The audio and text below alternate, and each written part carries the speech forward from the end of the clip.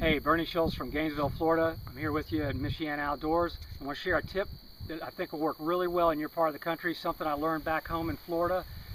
Basically, it's a 4-inch Senko. I skip it under docks and I rig it a certain way that makes it fall real slow. It makes it slide real good across the surface. But the whole key to the presentation is how that bait sinks. What I got here essentially is the 4-inch bait, and in the middle of the bait I put an O-ring, and through the O-ring I thread this little circle style hook, the finesse hook. It's made by VMC. It's a rigging hook, and basically when this thing falls, the hook acts as a keel and that bait flutters down like that, real slow and seductive like.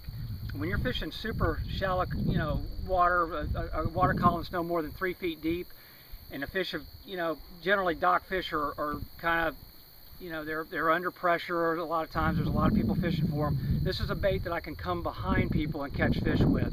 And it's all about how that bait's presented. You skip it up under there and just let it do its job. It'll sink down real slow with the ends of that bait just kind of undulating as it sinks, real slow.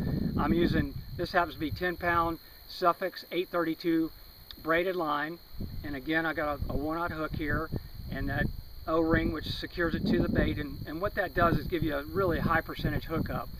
And it doesn't matter if you have a dock that's positioned in the water 365 days a year like we have in Florida, or if it's those temporary docks that you have back home that you pull the pilings out and store them through the winter time. Fish will get under those types of structures and they'll stay there. They want the shade, they want the cover, they like the ambushing aspect of it. It helps them successfully feed, and that's a big key to this whole deal.